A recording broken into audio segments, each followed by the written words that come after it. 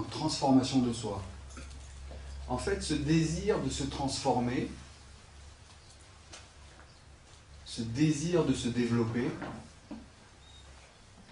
ce désir de grandir en tant que personne,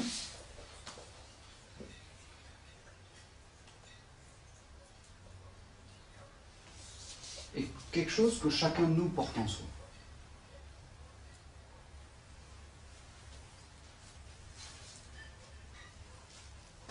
On se lance souvent dans de nouveaux projets, dans de nouveaux domaines de connaissances, dans de nouveaux domaines d'activité, de nouveaux domaines de formation.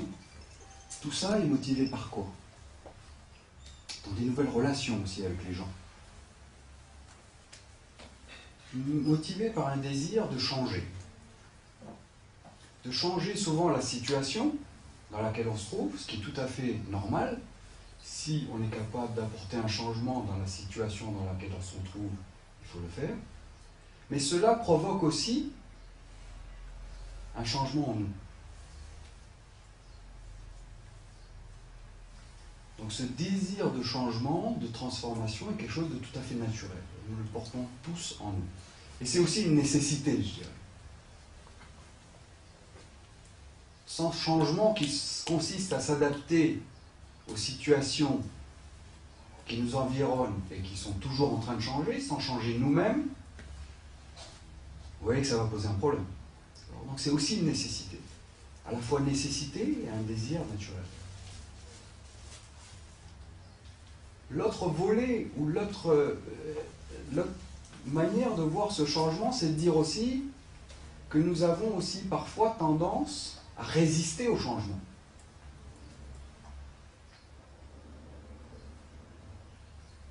Pourquoi? Pourquoi est-ce qu'on résisterait au changement? Tout simplement parce que tout changement va provoquer, va entraîner, ou va me mettre dans des situations qui sont en dehors du connu, en dehors de ma zone de confort, en dehors de mes repères familiers. Donc il y a une résistance. Et on préfère être tranquillement dans son confort, et il y a une certaine inertie donc au changement. On préfère rester à la maison, ou rester avec son cercle d'amis, plutôt que se lancer et faire face à de l'inconnu. L'inconnu fait peur toujours. Et ce qui est connu est toujours rassurant. Mais ce qui est connu et qui est rassurant peut aussi entraîner le fait que nous allons rester dans une certaine immobilité, une certaine léthargie, un certain statu quo, qui, comme je l'ai dit, s'oppose à cette nécessité qu'on a de changer en permanence. Alors, j'ai une définition de la spiritualité. Il y a beaucoup de gens qui me demandent, est-ce que vous pouvez définir qu'est-ce que c'est que la spiritualité? Et notre enseignant, Swami Dayananda, nous dit, la spiritualité, il ne s'est pas lancé dans une grande définition. Il a dit très simple. La spiritualité consiste à prendre conscience de la nécessité d'un changement, d'une transformation personnelle. C'est là où commence toute forme de spiritualité. Donc c'est incroyable comme définition. Parce que là-dedans, vous incluez des démarches comme le yoga. Vous commencez à changer en prenant conscience de vous-même, de votre corps, de la respiration, des mécanismes qui vous habitent. La personne aussi qui commence à s'occuper d'elle-même, à faire attention à son alimentation, ou à faire, on va y venir tout à l'heure, à prendre conscience de ces zones d'ombre de lui-même, qui quelquefois l'entravent. Lui aussi fait une démarche qui est le début d'une démarche spirituelle. Il commence à s'occuper de lui-même, il commence à se dire, je me prends en charge de manière active pour changer, pour me transformer en tant que personne. C'est ça la spiritualité. Alors,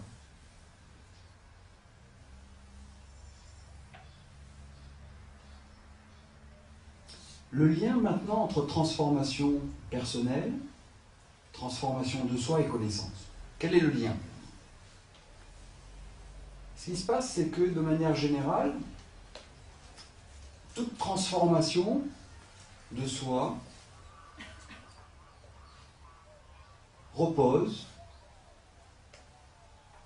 sur un élargissement de notre cadre, un élargissement de notre système de référence.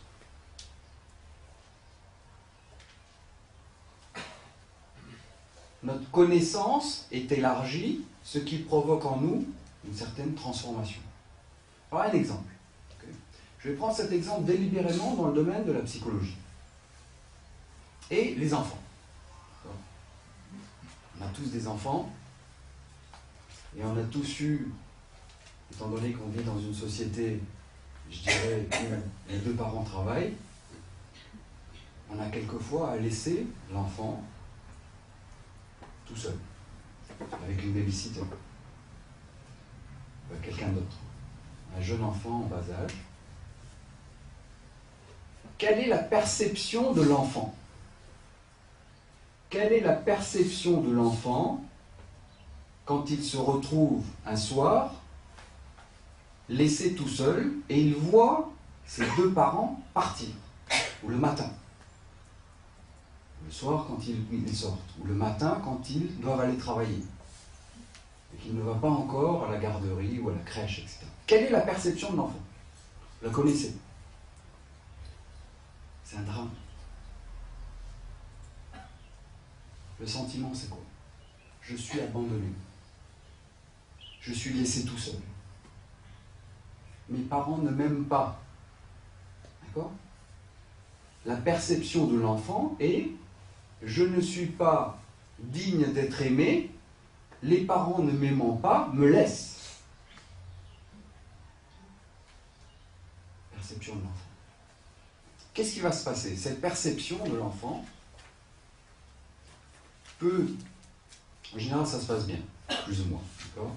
Mais cette perception, si j'ai eu des cas dans mes amis proches et dans ma famille proche, où certains enfants avaient été laissés pour plus de 3 semaines, 1 mois, 2 mois, tout seuls, alors qu'ils avaient 2-3 ans. 1 heure, 2 heures, 2-3 jours, il y a un mécanisme extraordinaire qui est en place et qui est mis en place par la nature, qui est celui de l'inconscient. Afin d'éviter à l'enfant d'affronter cette souffrance intense de ce sentiment d'abandon, ce sentiment d'être totalement laissé tout seul, d'aliénation, d'isolement. Qu'est-ce qui se passe? L'inconscient met une couverture sur cette souffrance. Elle est mise de côté. Cette souffrance, qui est trop difficile à gérer pour un jeune esprit de son âge, est mise de côté. Et il va occuper des zones inconscientes de l'enfant. Mais si cela est fait de manière répétée ou de manière prolongée, cela va avoir des incidences sur la manière dont ce jeune enfant, quand il va devenir un adolescent ou un adulte, va se comporter avec les autres. Quel va être un exemple, par exemple, de l'influence que cet événement, qui est uniquement la perception de l'enfant. Je ne veux pas vous culpabiliser ici, il ne faut pas laisser vos enfants à des babysitters. C'est pas ça l'idée. Mais l'enfant, qu'est-ce qu'il sent? Donc cet enfant qui a senti qu'il avait été abandonné, quand il va être adulte, va avoir tendance à s'accrocher de manière tenace à ses relations. Ça va être avec son épouse, son époux, ses enfants, ses amis, ses collègues, s'accrocher par peur d'être abandonné. La peur qui l'habite, c'est quoi? C'est cette peur de l'enfant qui est en lui, et qui est « j'ai peur d'être abandonné ».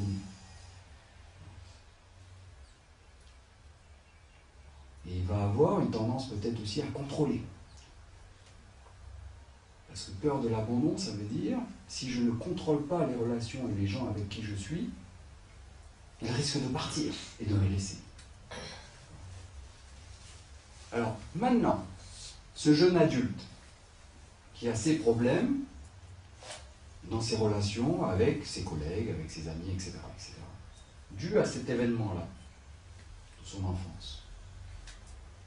Dans quelles conditions il va pouvoir se transformer?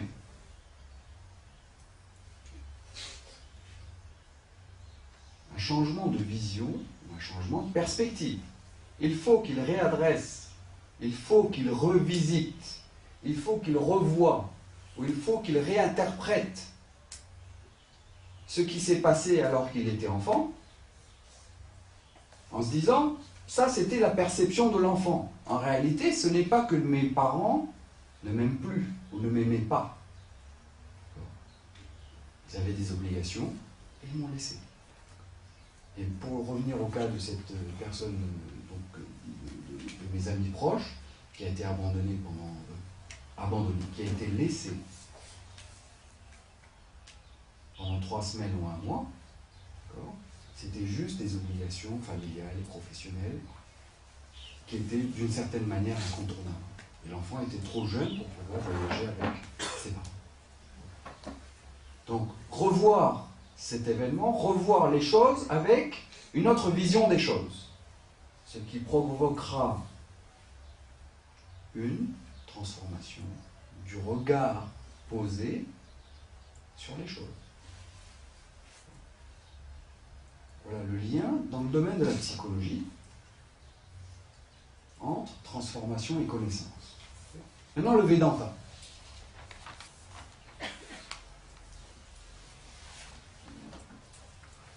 Le Vedanta aussi parle de transformation.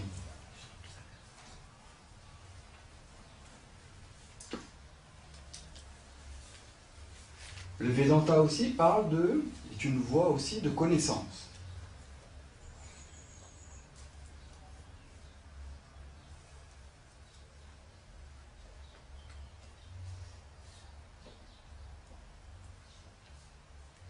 Pour ceux qui ne connaissent pas le Vedanta, très brièvement,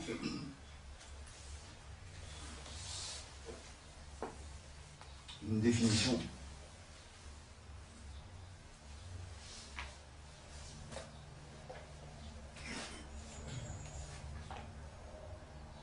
Le Vedanta est une tradition spirituelle. Donc, souvenez-vous de ce qu'on avait dit au sujet de la spiritualité. Une tradition qui se base sur des mots. La capacité qu'ont les mots des enseignants qui appartiennent à une tradition d'enseignement, enseignant, élève, l'élève qui a appris de son enseignant, comme moi, et je continue d'étudier, à son tour partage ce qu'il a appris. Donc on a une lignée, une tradition d'enseignement qui se base sur les mots de certains textes fondateurs, une connaissance qui est transmise par certains textes fondateurs que sont la Bhagavad Gita, et aussi la portion finale des Védas. Le mot Veda lui-même veut dire vide, veut dire connaissance. Donc on a une tradition d'enseignement basée sur des mots qui nous aide à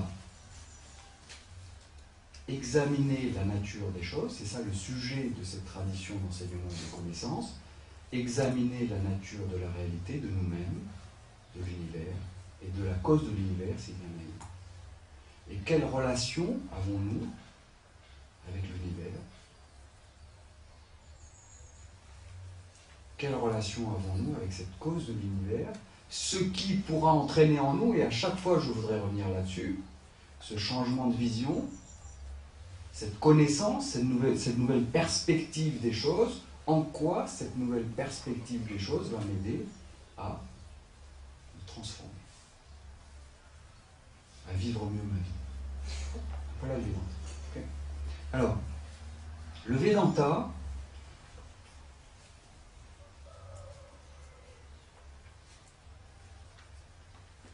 parle de transformation et de connaissance à 2 niveaux. L'un que j'appelle un niveau relatif. Vous allez comprendre quand j'aborderai le niveau absolu, quelle est l'articulation entre ce relatif et cet absolu.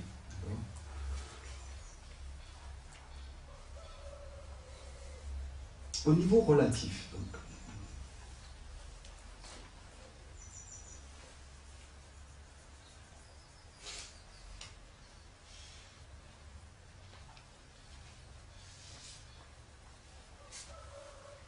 pour prolonger l'exemple de cet enfant et de sa peur de l'abandon,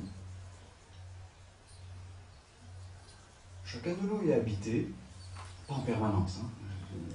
Je ne veux pas brosser un tableau sombre de l'existence humaine. On a aussi des moments de joie, des moments de grande découverte, de satisfaction, etc. Mais on est aussi habité parfois par des peurs. Des peurs qui peuvent être assez fondamentales. Alors, quels sont les genres de peurs qui nous habitent? Donc j'ai dit, cette peur de l'abandon. On peut la raccrocher à une autre peur qui est cette peur qui vient d'un sentiment d'isolation. Je suis tout seul. Même si je suis entouré de gens, la société moderne fait que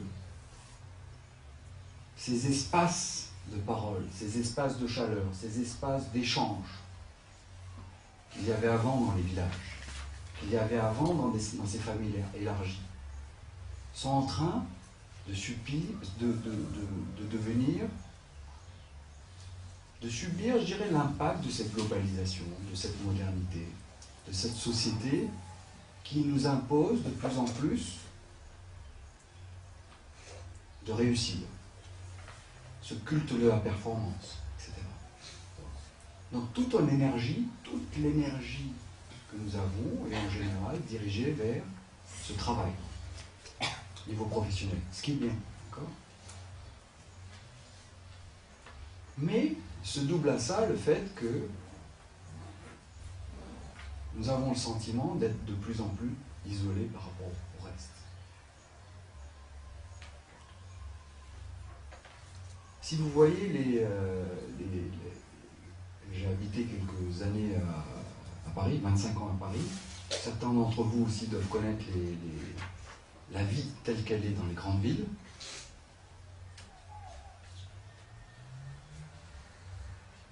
Et il y a cette dimension qui est « je suis un petit individu, une fourmi dans cette immense cité de 10-15 millions d'habitants, un individu insignifiant, anonyme, isolé du reste, inscrit dans une existence mécanique, sans sens, ou sans peu de sens, vide. » Donc tout ça, c'est des peurs que nous avons. Nous avons la peur du vide. Nous avons la peur de la perte de sens. Nous avons la peur d'une existence mécanique. Nous avons la peur de nous trouver dans des situations où nous sommes un face à une multitude.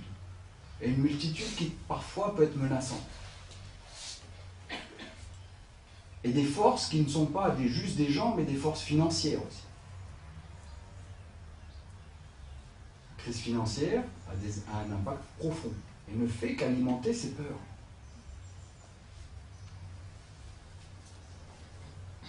Écologie, on m'a dit qu'ici à La Réunion, c'est la première fois que cet hiver, j'étais au tampon, cet hiver a été si clément.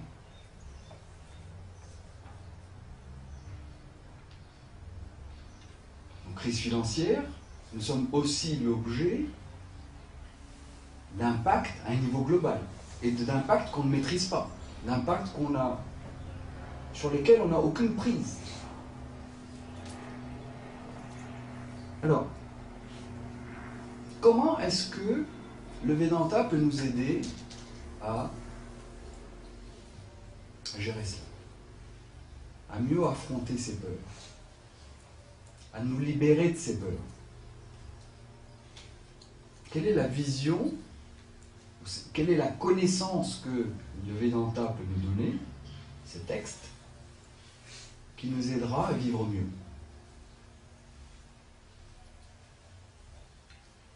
Alors, je vais vous donner deux exemples.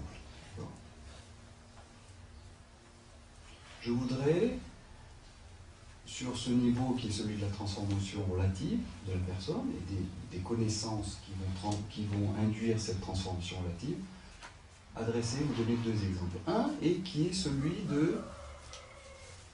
du fait de l'interconnexion de toute chose. Tout est relié. Nous ne sommes pas un individu, nous ne sommes pas des individus séparés du reste du monde. Que nous le voulions ou non, nous sommes connectés à l'ensemble de l'univers, à l'ensemble de la société, à l'ensemble de tout ce qui se passe autour de nous. C'est ce que j'ai dit d'ailleurs en parlant de cette crise financière, de ces catastrophes écologiques, etc., ces changements climatiques. Alors, on peut se poser la question, ok, je suis interconnecté, mais ça ne fait que rajouter à mon insécurité, en fait. Quand je vois la puissance de ces forces, de tout ce qui peut arriver et sur lequel je n'ai aucun contrôle, le fait que tout ça soit interconnecté n'améliore pas, je dirais, la manière dont je vais vivre tout ça. C'est pour ça qu'il y a une dimension ici qu'il faut rajouter. Et cette dimension,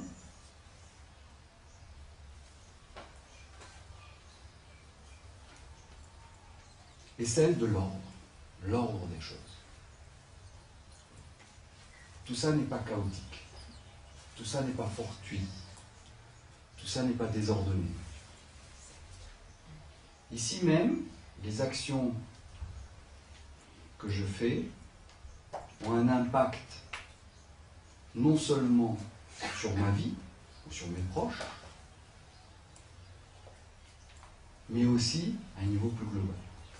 Et les actions des autres ont un effet sur l'ensemble des individus qui composent cette société. Tout cela est articulé par un grand ordre. Alors comment voir cet ordre dont parle le Vedanta? Est-ce que c'est une croyance? Est-ce que je suis en train de vous dire, voilà, le Vedanta et les textes du Vedanta parlent d'une croyance, c'est l'existence d'un ordre qui relie toutes choses, dans différents niveaux, dans différents domaines. C'est pas une croyance. Je vais vous faire voir ici les dimensions de cet ordre. Voir, comprendre, assimiler. Cet ordre, la manière la plus simple d'apprécier l'existence d'un ordre, dans lequel ma vie aussi est inscrite, est cet ordre physique. Un ordre, l'existence d'un ordre à un niveau physique. L'ordre physique, qu'est-ce que ça veut dire? Le ciel, les nuages, le soleil, la lune, la pluie, le vent.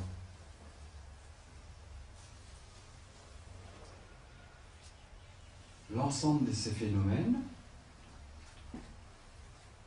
sont régis, sont gouvernés par des lois physiques. Qu'est-ce qui fait que notre planète, la Terre, a ce satellite qui est la Lune et s'inscrit dans un système solaire? Il y a des lois qui gouvernent ce mouvement ordonné des planètes, toutes ces planètes autour du Soleil. Le système solaire lui-même n'est qu'un des systèmes qui existent dans cette Voie lactée. Notre galaxie, la galaxie, notre maison, si on devait la définir dans une perspective qui est de celle de cet univers, donc une perspective qui est plus élargie par rapport à la perspective de j'habite une maison 10 chemins cousins à la Saline des Hauts. Je suis un habitant de la Terre. Et la Terre elle-même est une planète qui est sur un bord de la Voie lactée, la galaxie de la Voie lactée, qui est composée de 100 milliards d'étoiles et qui fait 100 000 années-lumière de diamètre. Voilà, c'est comme ça que je me définis. Je suis un habitant qui s'inscrit dans cet espace. 100 000 années-lumière. C'est immense. C'est la distance, une distance que va parcourir la lumière à une vitesse de 300 000 km par seconde pendant 100 000 ans. Donc pendant 100 000 ans, la lumière va parcourir une certaine distance à 300 000 km par seconde. Ça, c'est le diamètre de notre maison, de la Voie lactée. Et imaginez l'ensemble des lois qui gouvernent tout ce mouvement des étoiles.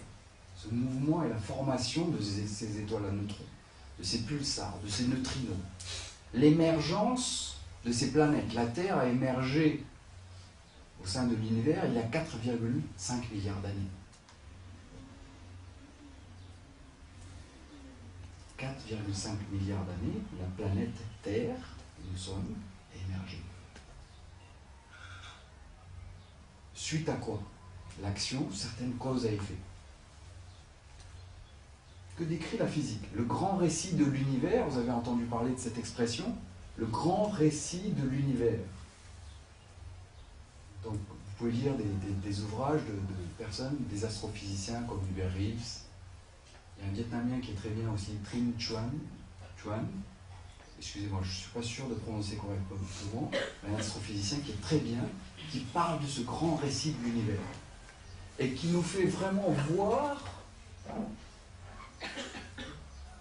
avec tous les acquis de la science moderne, de quelle manière cet univers est ordonné.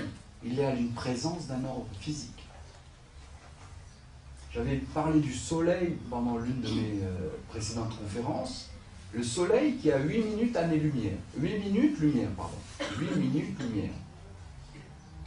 120 millions de kilomètres seulement. Uniquement 120 millions de kilomètres. C'est tout petit, c'est insignifiant. 8 minutes lumière, c'est rien. Donc la distance qui nous sépare du Soleil, 120 millions de kilomètres, c'est donc la distance que met la lumière du Soleil pour nous parvenir à une vitesse de 300 000 km/s en 8 minutes. C'est rien, c'est proche. Mais imaginez les lois qui font que cette énergie qui provient du Soleil, l'impact qu'elle a sur la vie sur la Terre. Et les constantes qui font, toutes ces constantes qui font que la vie est possible. Si cette distance entre le Soleil et la Terre était variée tant soit peu, de quelques secondes-lumière, je dirais, la vie ne serait pas possible. Il ferait soit trop chaud, ce serait un désert comme sur d'autres planètes du système solaire, soit il fera trop froid. Ça sera soit une planète gazeuse, soit une planète qui serait gelée, à des moins 200 degrés, moins 150 degrés. L'ordre physique. Il y a un ordre physique. Et cet ordre physique, ce n'est pas uniquement quelque chose de reculé qui se passe aux confins des étoiles. D'accord? Cet ordre physique fait que ce bouchon tombe. C'est ici même cet ordre physique.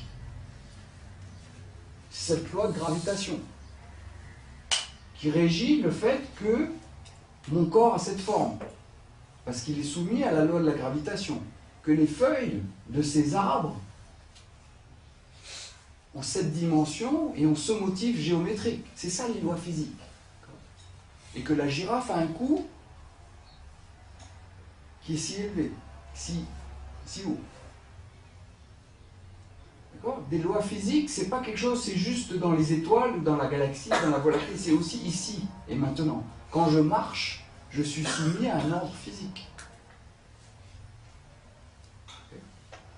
Donc, au-delà maintenant de ces lois physiques et de cet ordre physique, qu'on peut immédiatement apprécier, vous voyez la quantité immense de connaissances qui est à l'œuvre pour uniquement au niveau physique gouverner l'ensemble de l'univers.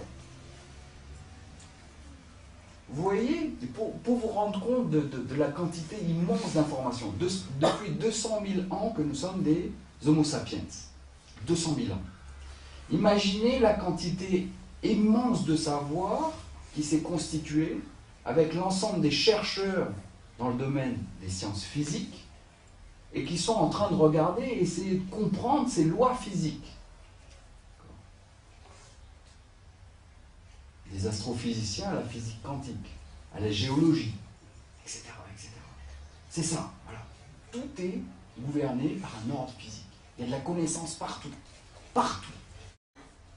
Le vivant est gouverné par un autre ordre, qui est articulé, qui est connecté à cet ordre physique,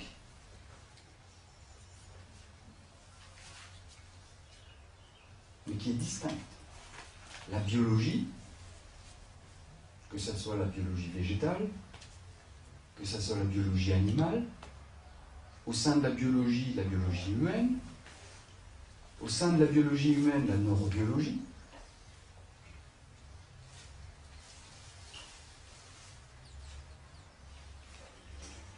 Qu'est-ce qui fait qu'en ce moment même, vous êtes capable d'entendre déjà ces mots?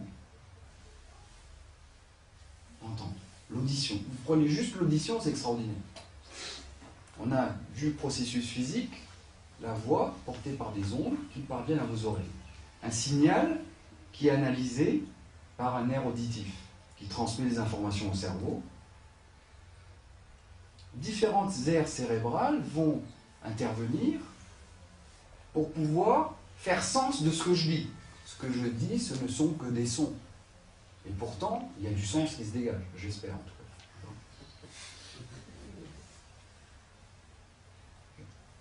Donc vous voyez, depuis 14 ou 15 milliards d'années que l'univers est né, nous sommes le produit, nous, en tant qu'êtres humains, avec cette conscience et cette capacité de comprendre les choses, d'une évolution extraordinaire qui a fait, et d'une série de causes à effet et de lois, qui a fait que la conscience a émergé, et nous avons cette capacité de connaissance, de comprendre, et de connecter les choses, connecter les idées.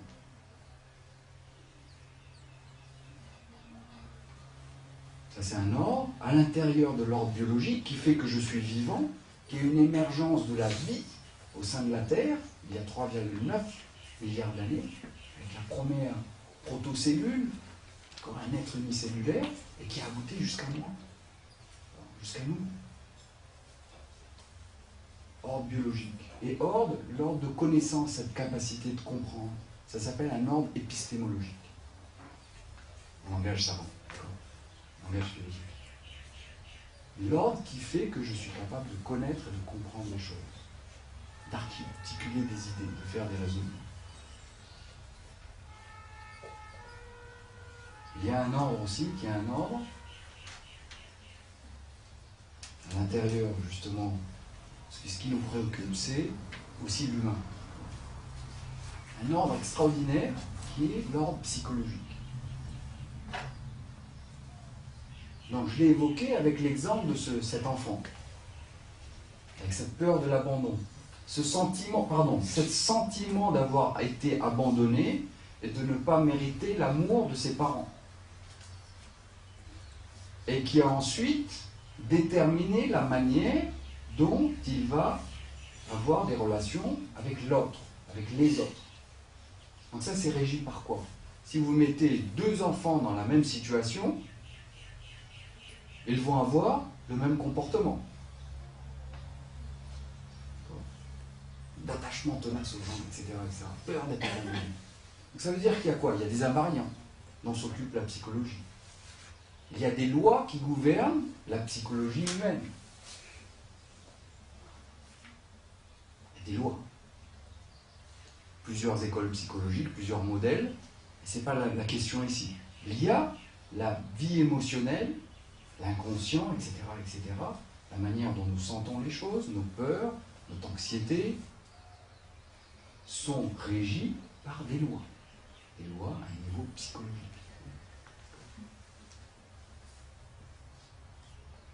On a vu loi physique, un ordre physique, présent partout. Un ordre biologique, propre aux êtres vivants, quels que soient les êtres vivants. Un ordre épistémologique, à la fois humain et aussi les animaux. Les animaux sont capables aussi de voir, de perception et de faire certaines déductions. Un ordre psychologique. Donc vous voyez cette présence de l'ordre en toute chose à différents niveaux, dans différents domaines. Est-ce que vous pensez à d'autres ordres?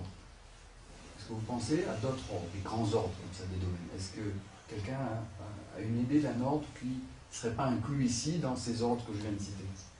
L'ordre juridique. Pardon? Juridique ou moral. Très bien, alors. Moral. D'accord.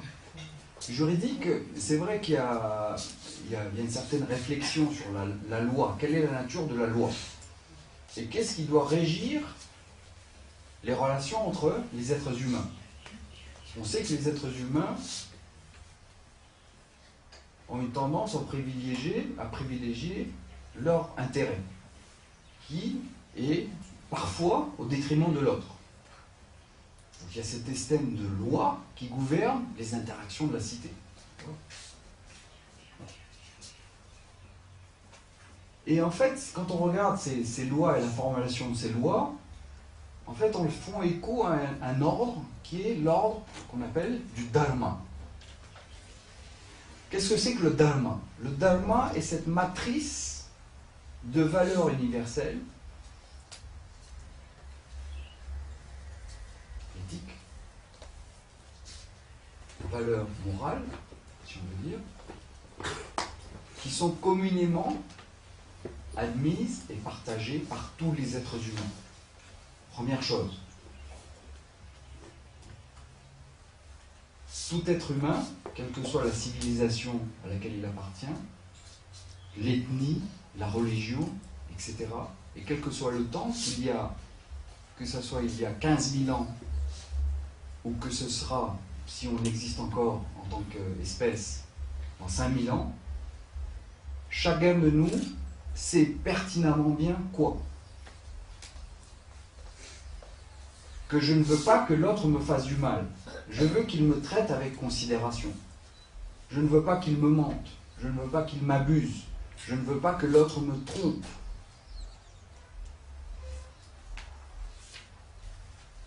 Je veux que chacun soit généreux avec moi, m'aide quand j'en ai besoin. Et ça, c'est inscrit en chaque être humain. Inscrit de manière innée, au plus intime de chaque être humain. En dehors, comme je l'ai dit, de toute éducation, de toute civilisation, de toute religion, etc. Ensuite, il y aura des critères qui vont être plus propres à certaines civilisations, cultures, etc. Mais je parle de ce qui est universel ici, qui fait qui est le lot commun de tous les êtres humains. Et il y a un ordre qui s'appelle l'ordre du dharma. Dans le dharma, il y a une racine qui est da, qui indique cette idée de supporter, d'être le fondement de. Donc ce dharma est la fondation, le fondement, le support de toutes les interactions humaines. Parce que de la même manière que je sais pertinemment comment je veux être traité, et chacun de nous le sait, l'autre aussi, qui est en face de moi, a le même souhait. Il veut être traité de la même manière. Et ça, je le sais aussi. Non seulement je sais la manière dont je veux être traité, mais je sais aussi que l'autre, qui est un être humain et qui a ce même cœur, et qui a ces mêmes émotions, qui a cette même vie à l'intérieur de lui, veut être traité exactement de la même manière que moi, je souhaite être traité. Donc vous voyez en quoi cet ordre du dharma est un ordre extrêmement critique. Critique parce que il va quoi? Quelles sont les implications de ça? De voir cet ordre. L'ordre physique, c'est de l'émerveillement. L'ordre biologique, c'est extraordinaire. La vie, il y a une quantité de connaissances extraordinaires qui est à l'œuvre dans tout l'univers. Maintenant, quand on va dans le psychologique ou dans l'ordre Dharma, quelles sont les implications? Quelles sont les implications? Voilà. D'accord? Dharma. Responsabilité. Mes actions.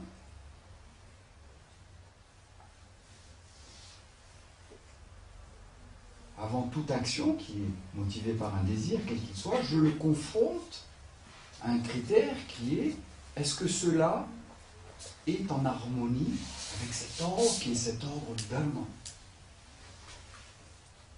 Est-ce que je ne vais pas à l'encontre de cet ordre quand je décide de mener à bien un certain projet, que je sois un individu ou une organisation ou une nation?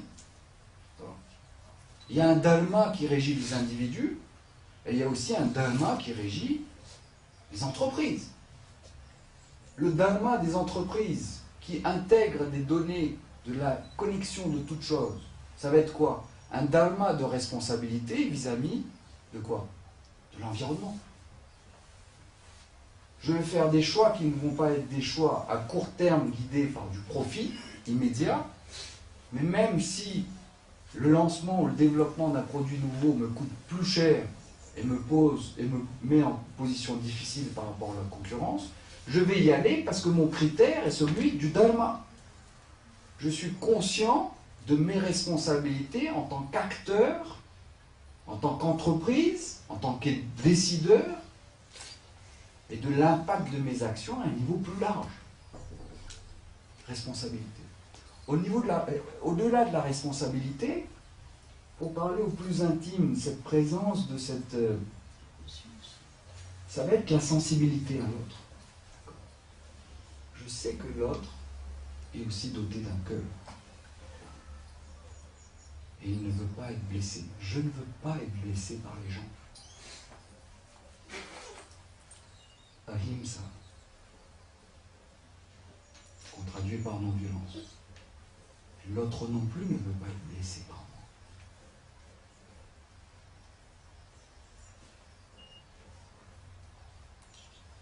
Donc j'aurai à cœur, dans chacune de mes actions, dans mes interactions avec les autres, et là on est dans du domaine qui n'est pas forcément le domaine de la justice ou de la loi, d'accord? On est dans le domaine de cette sensibilité à l'autre. Essayez de ne pas le heurter. Essayez de le respecter. Ne pas le déranger outre mesure. Quand ce n'est pas nécessaire. Faire attention à avoir une certaine lucidité ou une certaine capacité à gérer ma parole. La parole est quelque chose d'extraordinaire, mais peut aussi blesser. Donc non seulement je vais m'efforcer de dire la vérité, mais je vais aussi, donc ça c'est ça le terme, la valeur de cette vérité, mais je vais aussi dire une vérité d'une manière hitam, d'une manière brillante, d'une manière agréable, d'une manière douce. Même si je pense que ce que je dis est juste, vrai, je n'ai pas besoin de heurter l'autre sous prétexte que je pense avoir la vérité, ou ce que je perçois est du domaine de la vérité.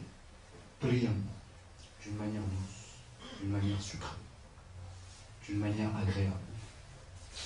Et aussi hitam.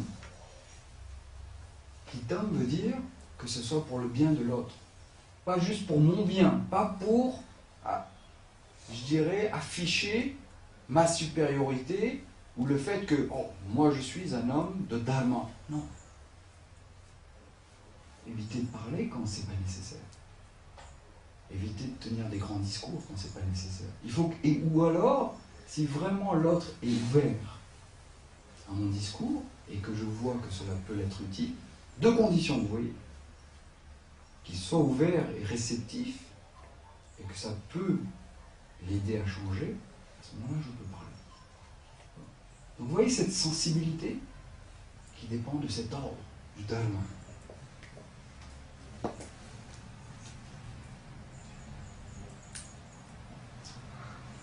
Un autre ordre qui est important. Autre chose, quelqu'un a d'autres ordres qu'il voit que je n'aurais pas mentionné?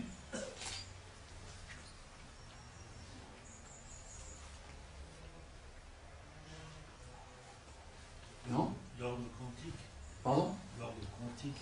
Quantique, donc il est inclus donc, dans l'ordre physique. D'accord? Donc du micro. On a l'ordre, l'infiniment grand, certaines lois, et au niveau de la physique quantique, on a d'autres lois, et qui justement semblent dérouter un peu notre perception, notre vision habituelle de la réalité. Mais c'est pas le sujet, c'est quelque chose dont j'aime bien parler, mais on ne va pas parler de ça ici. Donc les lois quantiques font partie de cet ordre physique. Okay. Oui? Où placez-vous tout ce qui est beau au sens de l'imagerie, la musique, le chant? D'accord. Il y a peut-être un ordre qui nous dépasse aussi, puisqu'on réagit tous à ça. Tout à fait. Donc c'est un peu au-dessus de nous, et c'est universel aussi. Et Exact. je pense qu'il y a aussi des lois et des... Tout à fait. Donc l'esthétique, on pourrait appeler ça un ordre esthétique, ou l'ordre du beau. Voilà, l'ordre du beau. Voilà. Tout à fait. Très juste. Très très juste. Très bien. Et le symbolique? Pardon? Le symbolique? L'ordre symbolique. Oui. Où est-ce qu'il est le monsieur là? Je ne vois pas. Montrez-vous.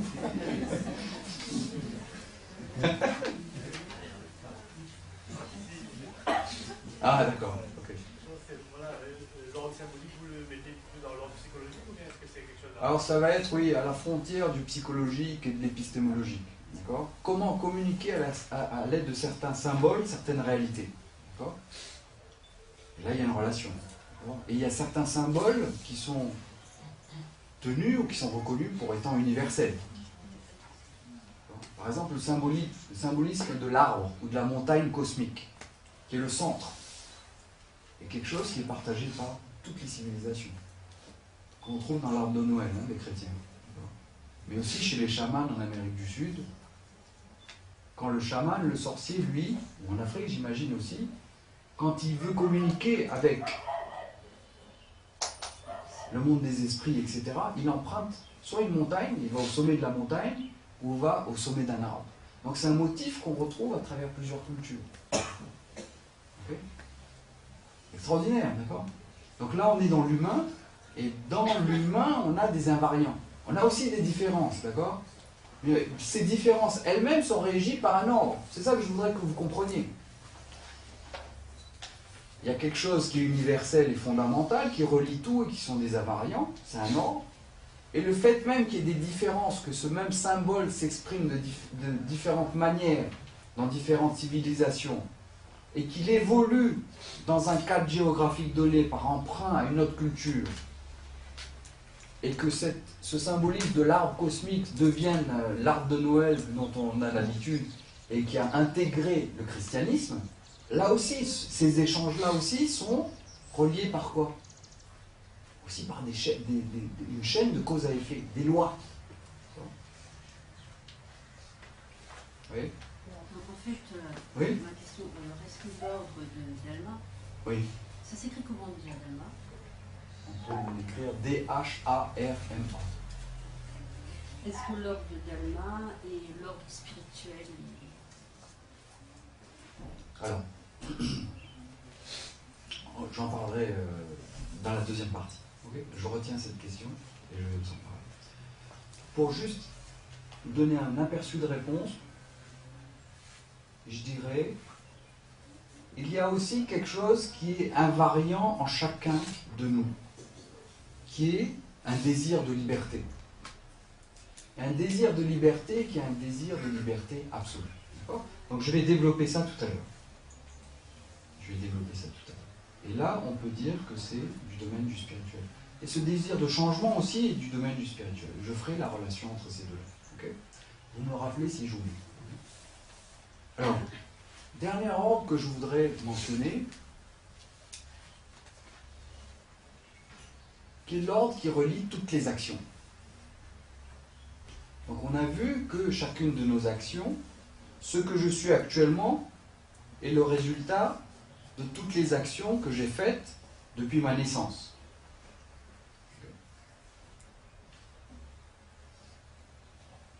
Mais on a vu aussi que les situations de la vie et les événements qui viennent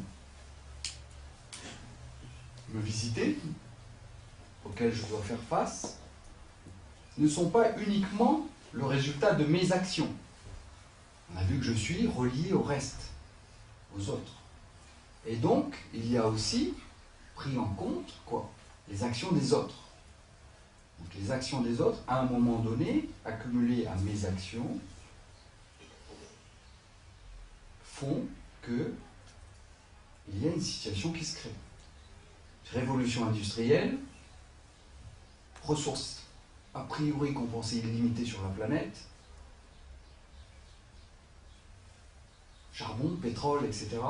Grand tournant dans la civilisation, l'époque moderne. Donc il y a 150 ans, certains choix ont été faits par quelques individus, par quelques leaders d'entreprise, par quelques États, d'orienter l'ensemble de la dynamique de développement d'une nation, et des nations européennes, en l'occurrence. Et maintenant, on voit l'impact que ça a en dehors des nations européennes, sur l'Afrique, sur l'Asie, etc. Qui a abouti à quoi? Au problème donc, de réchauffement climatique, etc. Donc, les actions qui ont été faites par quelques individus, reliées à tous les autres, nous en subissons l'impact. Karma.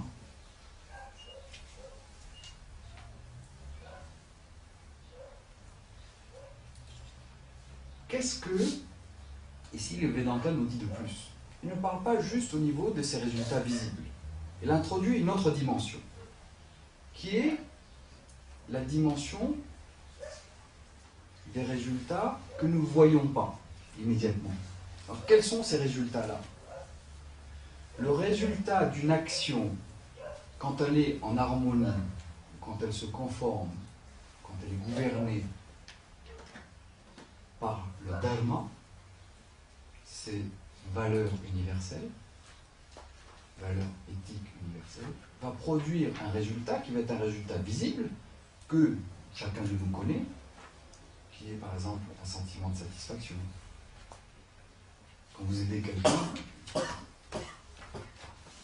d'accord, il y a une satisfaction. Et c'est ça qui fait qu'on peut dire que c'est inné et c'est inscrit dans l'être humain. C'est une des manières que cet ordre a de nous dire, ok, là, ce que tu as fait, c'est dans l'ordre des choses. C'est bien. Okay. Mais il y a au-delà de ce sentiment de satisfaction, un résultat invisible, qu'on appelle, donc en sanskrit, vous pouvez oublier le sanskrit, c'est juste pour ceux qui connaissent un peu. Punya. Si mes actions s'inscrivent dans un ordre, dans cet ordre éthique, l'ordre du dharma, il va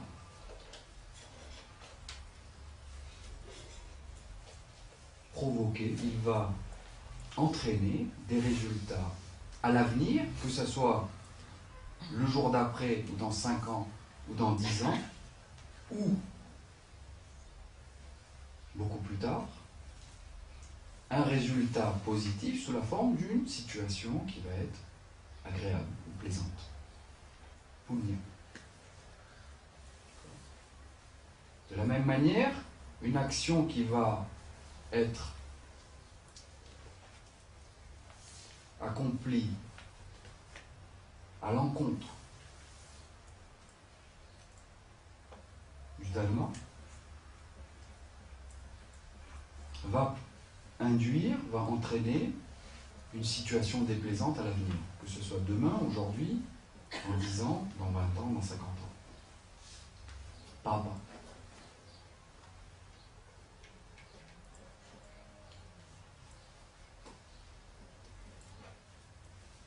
C'est quelque chose d'invisible.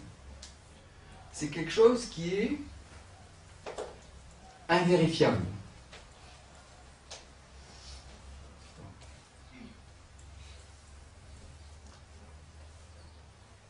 C'est-à-dire que personne ne peut ni le démontrer,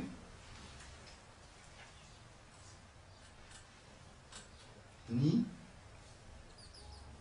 le réfuter. Alors, est-ce que ça veut dire qu'on peut dire n'importe quoi? Comment est-ce qu'on va se prendre cette information qui est, moi je le dis d'emblée, invérifiable? Du ressenti? Oui. Ressenti, ça a l'air d'être à peu près juste. Il y en a qui vont dire, moi je ressens ça comme étant pas tout à fait juste. Ça a l'air d'être un peu poussé un peu à l'extrême. Là, il y a un argument qui est très simple, qui permet, alors ici, non pas de démontrer la validité de cet ordre, de la présence de cet ordre qui relie toutes les actions et les résultats, les miens et ceux des autres, et ce vaste réseau qui connecte toutes les actions de chacun de nous, tous les êtres humains. Donc il y a un argument qui permet de dire que c'est plausible, c'est tenable, ça semble à peu près raisonnable. C'est quoi? C'est que si l'ensemble de l'univers, à tous les différents niveaux, que ce soit au niveau physique, biologique, épistémologique, psychologique, etc., tous ces ordres qu'on a vus, est régi par des lois de cause à effet. Pourquoi est-ce que cette loi qui régit et qui connecte mes actions à certains résultats en fonction ou non de son harmonie ou de son adéquation avec le dharma, pourquoi est-ce que cette loi en serait exclue? En fait, ce qui est extraordinaire ici, moi je le dirais dans l'autre sens, c'est que ça serait une surprise de dire que l'action humaine n'est pas inscrite dans cet ordre général. Ça serait une surprise.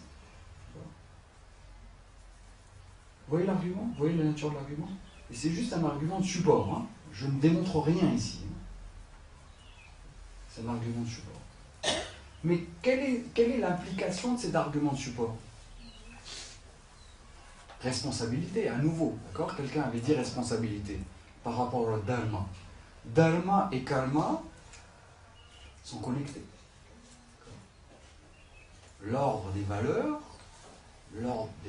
universelles et nos actions sont connectées.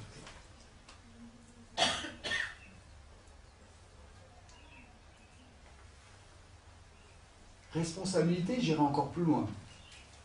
Je dirais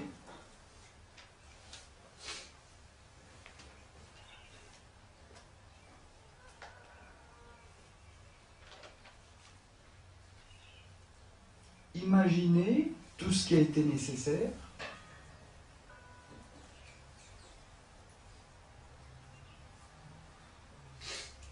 dans le cadre de cette loi, de cet ordre du karma,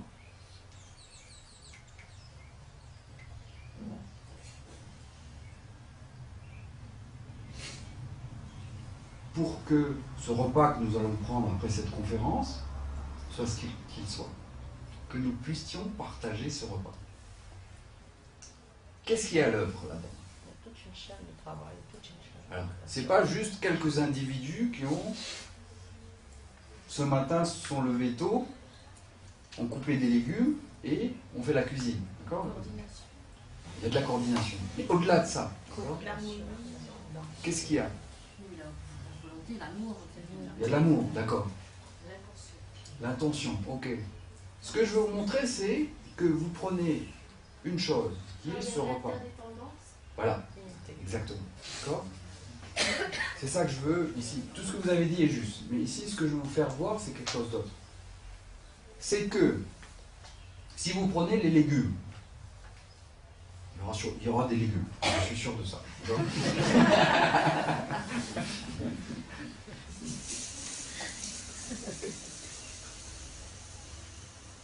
Quand vous prenez un légume, vous le connectez à quoi?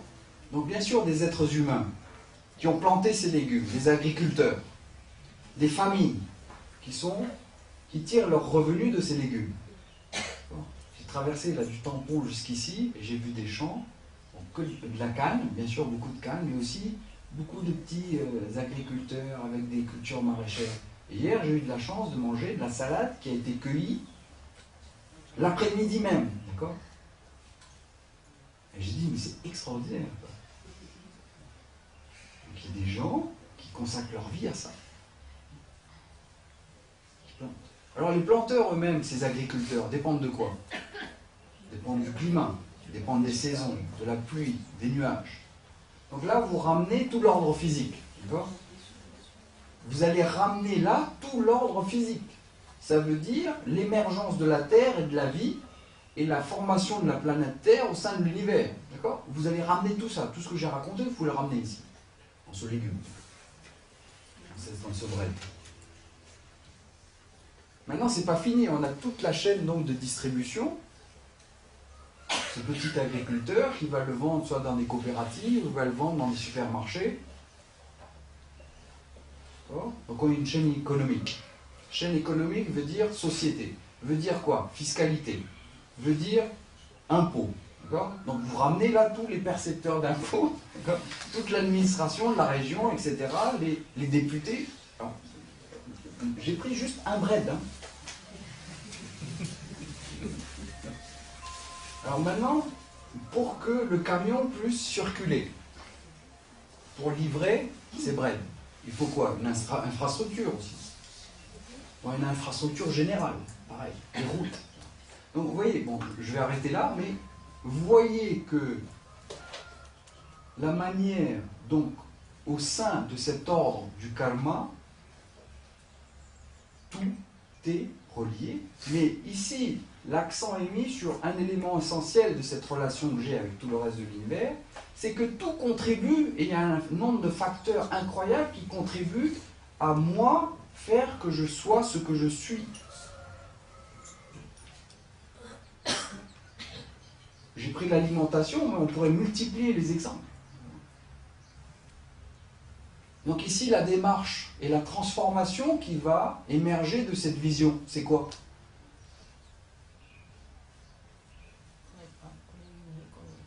Comment est-ce que moi aussi je peux contribuer? Tant de gens et tant d'éléments et de forces naturelles, et le soleil, et la pluie, et les arbres, et tous ces êtres humains qui œuvrent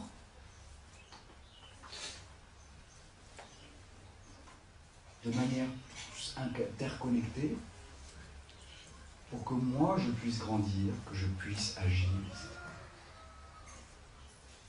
Qu'est-ce que moi je peux faire maintenant pour inscrire mon action dans ce gigantesque... En sanskrit on dit yajna, un rituel. Un rituel qui a une échelle de l'univers. Comment est-ce que moi je peux inscrire mon action dans ce cadre? Avec mes propres capacités, avec mes talents qui sont uniques.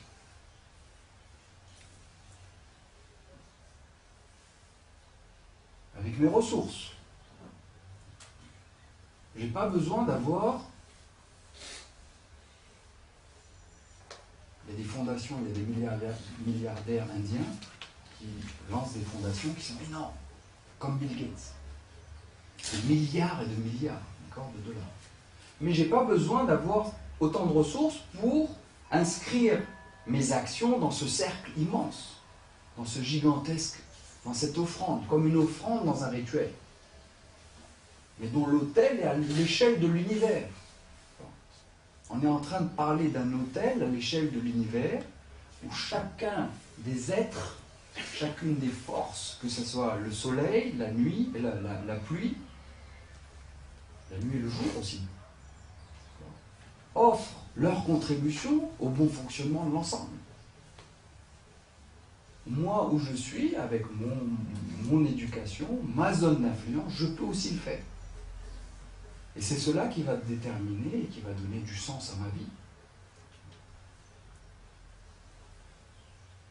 Et ça peut être aussi simple que de s'occuper de ses enfants. Donc on va voir, il y a une association dont je vais parler tout à l'heure, qui m'a aidé à organiser ces conférences. ils ont une certaine connexion avec l'Inde, que j'ai aussi, et que vous avez aussi, vous, ici, d'une certaine manière. Et comment est-ce qu'ils expriment? Un des éléments de leur action, ça va être d'aider des enfants. Où que ce soit sur la planète, l'Inde, c'est pas important. Où que ce soit, ça peut être ici aussi, à La Réunion, ou à Madagascar. S'il y a des enfants en difficulté, il faut les aider.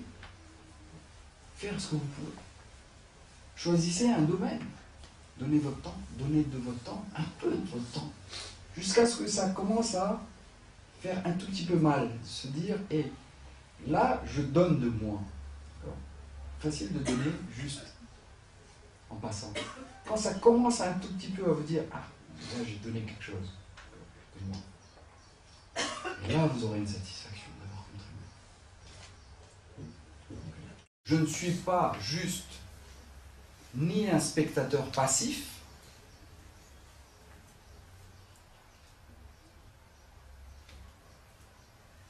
et je ne suis pas non plus quelqu'un qui est juste un consommateur et qui oriente tout vers ici, cet individu. Je deviens un contributeur. J'élargis ce cercle de préoccupation, je l'élargis, je l'agrandis. Et en ça, mon cœur s'ouvre. Je me transforme, je grandis en tant que personne. Donc vous voyez, ici, je vous donne, par ces exemples-là, et cette idée de ce grand ordre qui imprègne toute chose, vous voyez qu'au niveau de l'action, ça va. Quels sont les effets que ça va avoir? Responsabilité, plus de sensibilité à l'autre, ahimsa, non-violence, qui va imprégner chacun de mes actes. Et aussi, être un contributeur, partager, donner, quoi que ce soit, donner. J'ai une journaliste que j'ai rencontrée, qui m'a interviewé il y a 4-5 jours, journaliste à RFI. Elle me dit, et j'ai adoré la manière dont elle s'est présentée. Elle dit, moi, mon travail consiste en une chose.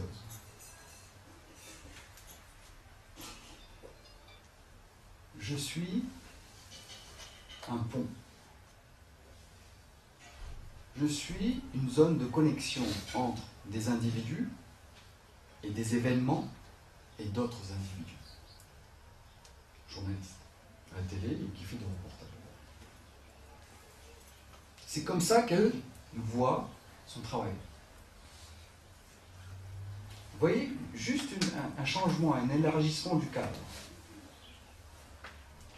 Et il se trouve qu'il y a un domaine qu'elle apprécie particulièrement, c'est le domaine de la spiritualité. Et elle essaye d'œuvrer dans ce domaine-là.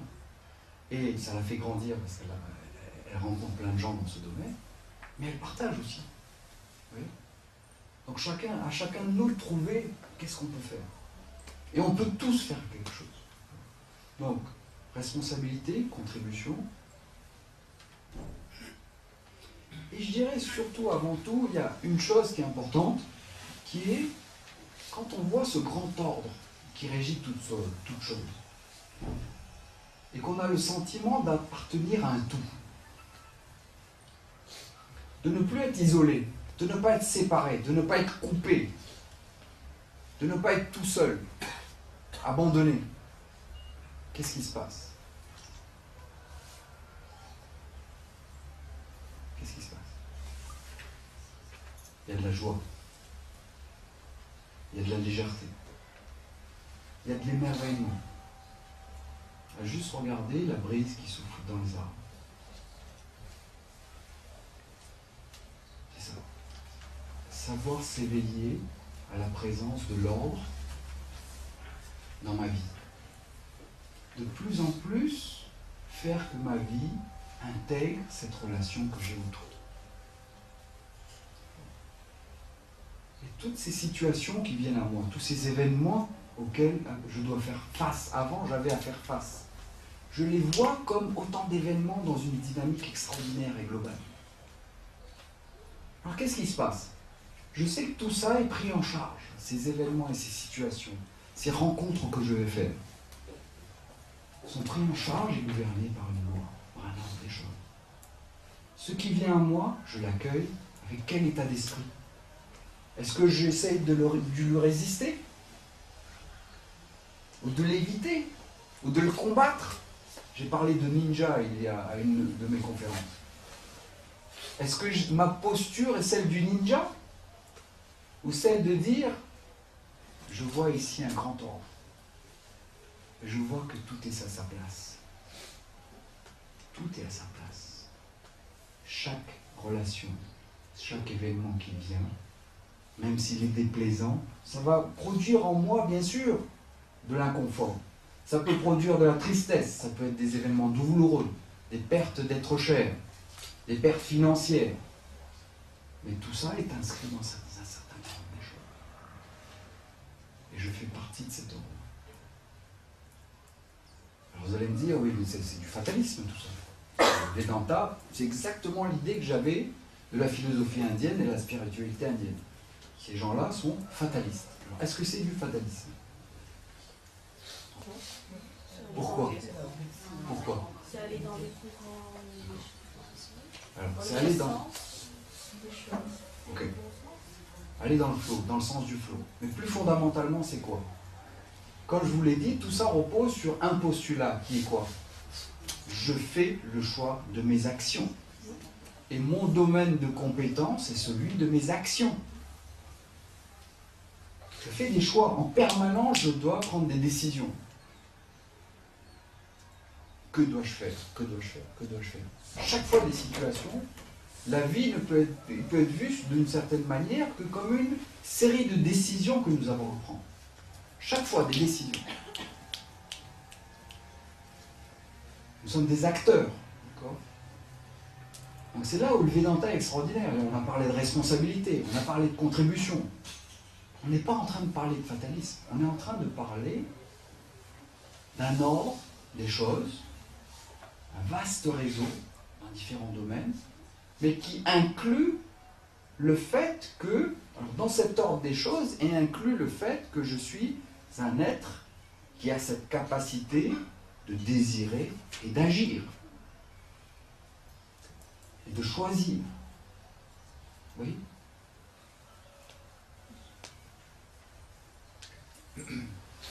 Alors, donc comme disait Madame, j'ai bien aimé ce qu'elle a dit. Elle a dit, cette présence de l'ordre nous amène une certaine... Cette absence de résistance à l'ordre amène une certaine tranquillité. Les choses sont à leur place. Et même quand il y a du chaos, où il y a un désordre apparent, je sais qu'il y a de l'ordre derrière. Vous voyez ce que je veux dire? Il y a de l'ordre derrière le chaos. Il y a de l'ordre derrière le désordre.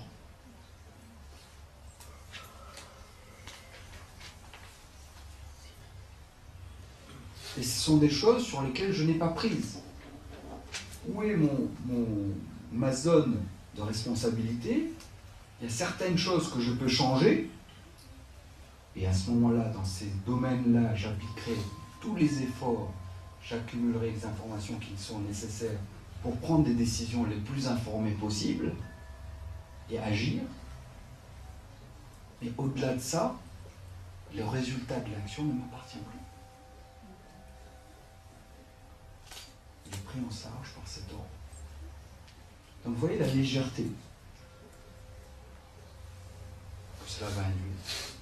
Et la lucidité, donc cette énergie extraordinaire que nous prenions ou qui était engloutie dans cette résistance à ce qui est.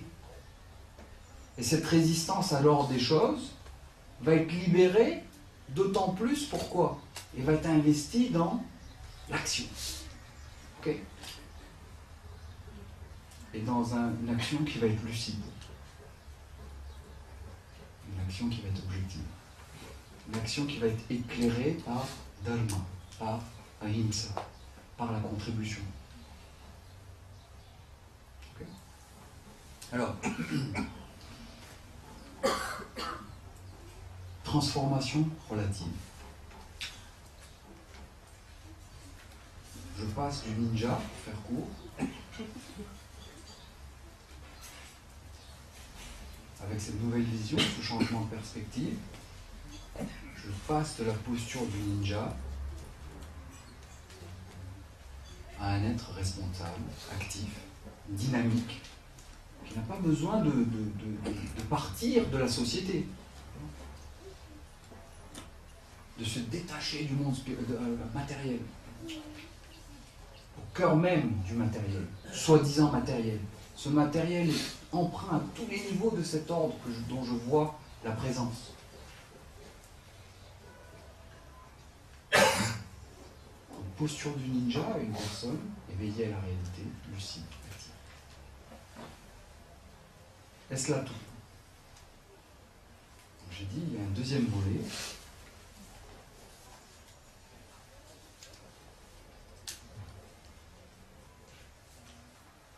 Qui est celui d'une transformation qui va être plus radicale cette fois-ci. On va entrer maintenant dans le domaine de l'absolu. Car même si je me vois comme étant, comme faisant partie d'un ordre, d'un grand ordre,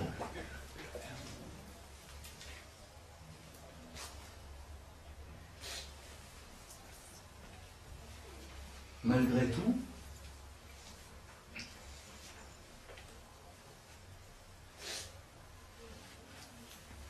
subsiste quoi?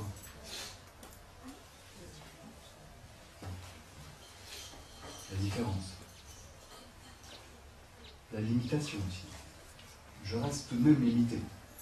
J'ai un élargissement de perspective, où maintenant je m'inclus dans un tout, mais je reste encore un individu, une partie d'un tout.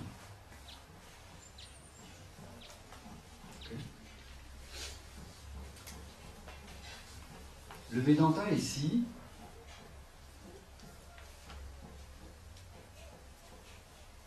va basculer dans une vision de moi-même qui n'est plus celle de l'individu limité que je sois, en la questionnant.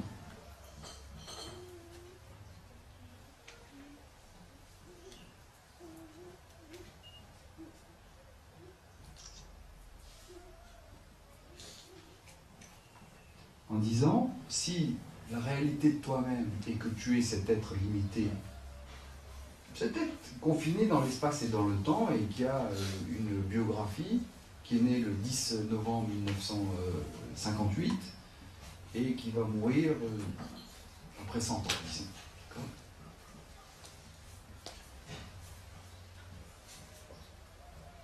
Individu limité, c'est ça.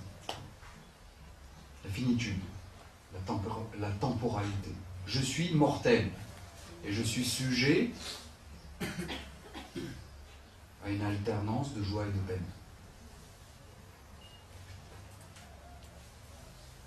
Toutes ces conclusions qui sont des conclusions qui nous semblent tout à fait aller de soi et normales. C'est ça qui définit notre individualité.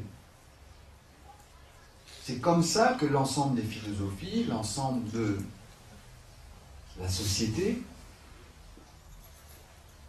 définit le fait d'être ce que je suis.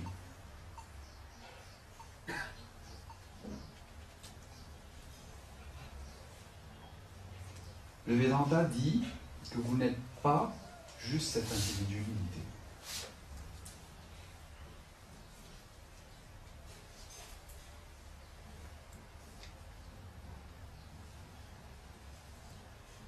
Tout ce qui est ici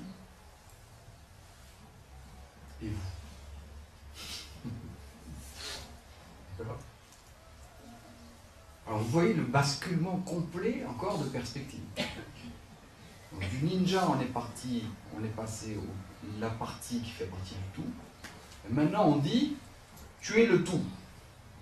Toi, tu es cela. Toi, l'individu, cet individu limité, qui semble être confiné, qui est défini par le fait qu'il est confiné dans ce corps, qui a ses pensées, ses émotions, etc. Tu es cela. Tu es quoi? Cela, c'est quoi? Ce grand ordre qui se décline à tous ces niveaux. Comme je vous l'ai dit, uniquement dans le domaine physique, vous êtes représenté la somme immense de connaissances qui est nécessaire uniquement dans l'ordre physique. Là, donc, on parle de ce grand ordre qui englobe tout, toutes ces disciplines, et qui régit l'ensemble de la vie, non seulement humaine, mais des autres êtres vivants, et des objets, des phénomènes dans cette, pas juste dans cette galaxie, dans l'ensemble de l'univers. Donc, l'individu limité est mis en équation et on lui dit, tu es cela, tu es ce grand ordre. C'est énorme. Alors, comment comprendre ça? Alors, il faut du temps pour dérouler cet enseignement, cette partie de l'enseignement, mais je vais essayer d'aller une méthode qui est une méthode qui va droit au but. Okay, en faire une méthode courte, une méthode raccourcie. Voyons ce que ça donne. D'accord? Cet ordre, je vous ai dit qu'il est aussi présent dans mon corps et dans mes pensées, dans mes valeurs, dans les choix que je fais. Il est aussi présent au cœur même de toutes mes cellules, de mes organes, de ma capacité de penser, de me souvenir. Cet ordre est tout le temps en mouvement, tout le temps à l'œuvre, ici même. C'est un ordre qui n'est pas, dont je ne suis pas exclu. Tout le temps, en ce moment même, c'est l'ensemble de ces ordres est à l'œuvre, au niveau de mon corps, de mes pensées, de mes émotions, de mes désirs, de tous ces organes, du fonctionnement des organes, etc. Et ce même ordre est actif ici même, au sein même de l'espace-temps, dans cette brise qui souffle sur l'arbre, le fait que le soleil est capté par ses feuilles, photosynthèse, capte des photons. Donc cet ordre est présent partout, et aussi ici. Comment est-ce que je peux, moi, être cet individu limité, être mis en équation avec cet ordre-là? Que je fasse partie d'un grand ordre, je le comprends. Mais maintenant, on me dit, non, tu es, il y a une équation, il y a une identité entre moi et le tout. Et moi, suis opposé, par définition, si je suis une partie, je suis opposé radicalement au tout. Ma connaissance est infime. La connaissance de ce grand ordre est infinie, est immense. Mes capacités sont limitées par les capacités de mon corps. Ma capacité de penser ou ma capacité d'agir est limitée. Et on a vu ce grand ordre qui englobe toute chose. Donc cette équation ne tient pas debout à ce niveau qui est un niveau explicite ou littéral. Mais si l'ensemble des Upanishads ont une vision de nous-mêmes qui peuvent nous communiquer, nous faire voir par des mots, c'est qu'ils voient dans cette équation quelque chose d'autre. Donc où se situe l'identité maintenant? Où est la vérité? Où est le point de résolution de cette équation? Où est-il? Il faut que les Upanishads me le fassent voir, ça. Où est-il? Et qu'il ne soit pas du domaine de la croyance. Qu'il ne soit pas du domaine de quelque chose que je dois imaginer ou accepter sans que ma capacité de raisonnement, mon esprit critique, soit mise de côté. Ou il y a un endroit où on peut le comprendre. C'est à l'intérieur même de ce corps humain. Qui, comme je l'ai dit, est aussi habité par cet ordre qui est présent partout. Au sein même de tous ces changements qui interviennent au niveau de mes cellules, au niveau de chacune de mes pensées. Les pensées et les émotions changent tout le temps. Donc je vous dis maintenant, pensez à une banane. L'image d'une banane qui se forme, une représentation Une banane qui se forme dans votre esprit. Maintenant, pensez à un baobab.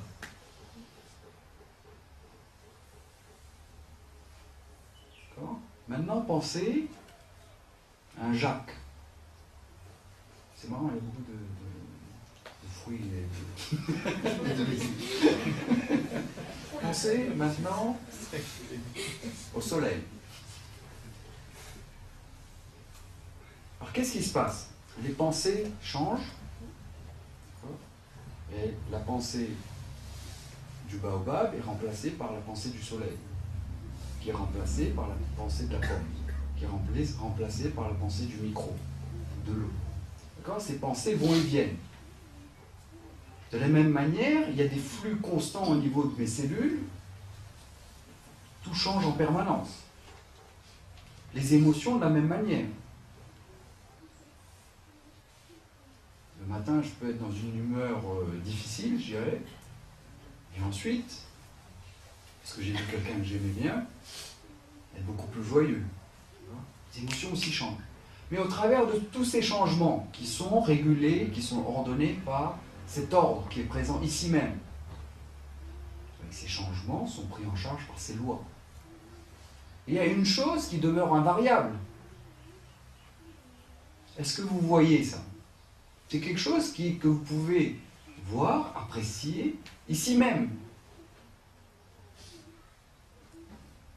Il y a une présence invariable au sein même de tous les changements, que ce soit de votre corps, de vos pensées, de vos émotions, etc. Cette présence invariable est ce que les Upanishads appellent Satchidananda, cet être conscience illimité. Alors, être conscience, ok, je peux comprendre. Je peux apprécier la présence de quelque chose qui est en moi et qui est invariablement présent et qui n'est pas affecté par tous ces changements. Ici même, je peux le voir. Mais illimité. J'ai l'impression que c'est juste ici.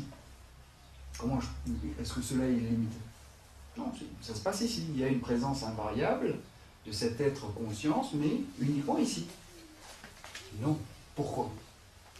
Parce que on est en train de regarder la réalité inchangeante de ce grand ordre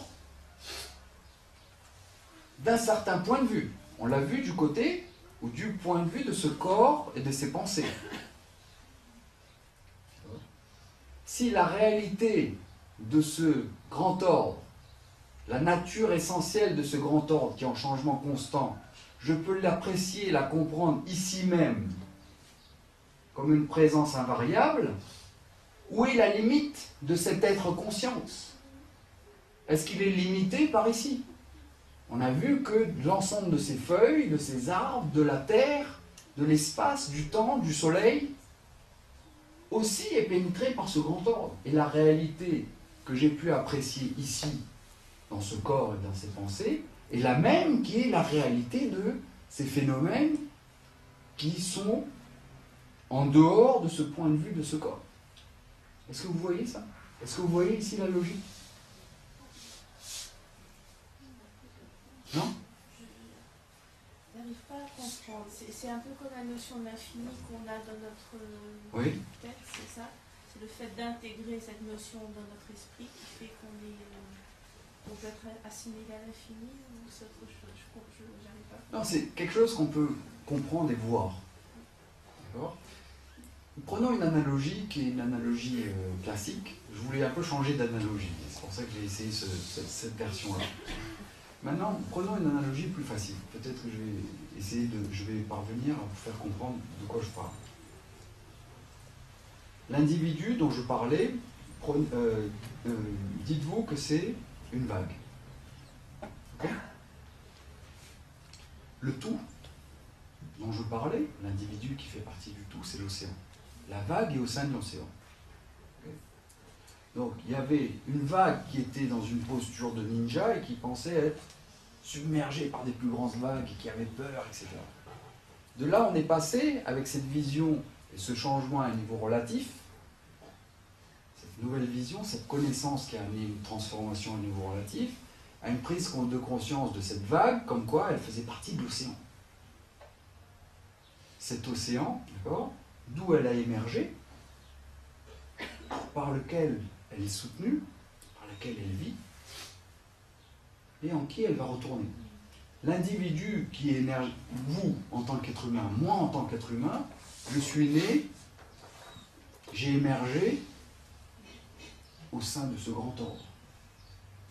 Je suis le résultat de tous ces ordres physiques, biologiques, etc. L'évolution de la vie, de la planète, la formation des galaxies, etc.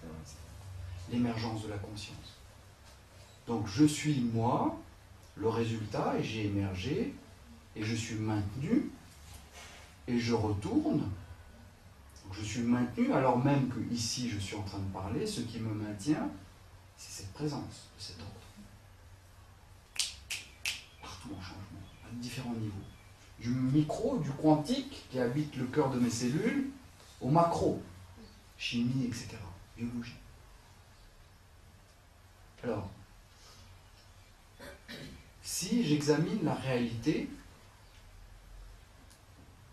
de cette vague, et si on dit, toi vague, tu es l'océan. Tu penses être juste une vague qui est délimitée par cette forme, et qui est née un jour et qui va mourir, mais en réalité, tu ne fais qu'un avec l'océan. Donc vous voyez bien, maintenant, où est-ce que va se trouver le point de résolution de cette équation? Où? Au niveau de l'eau. Okay? Il n'y a qu'un point de résolution, sinon la vague ne peut pas être identifiée ou mise en équation avec l'océan.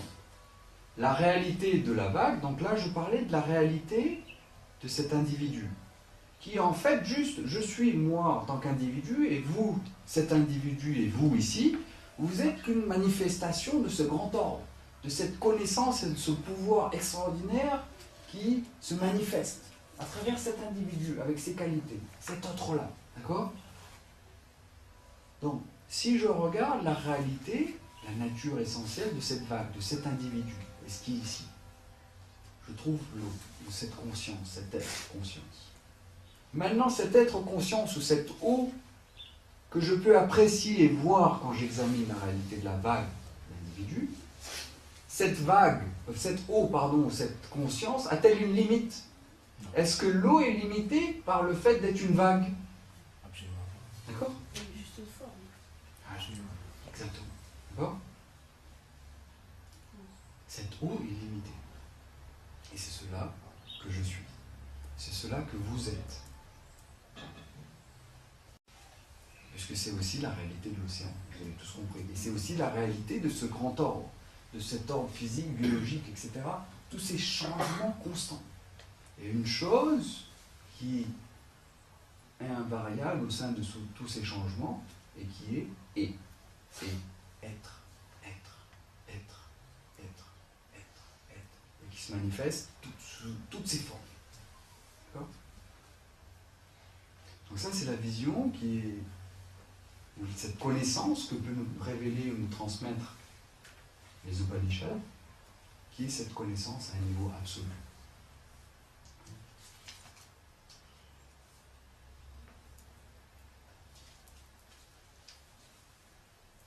Donc j'ai débordé comme d'habitude. Et je vous remercie beaucoup de votre attention.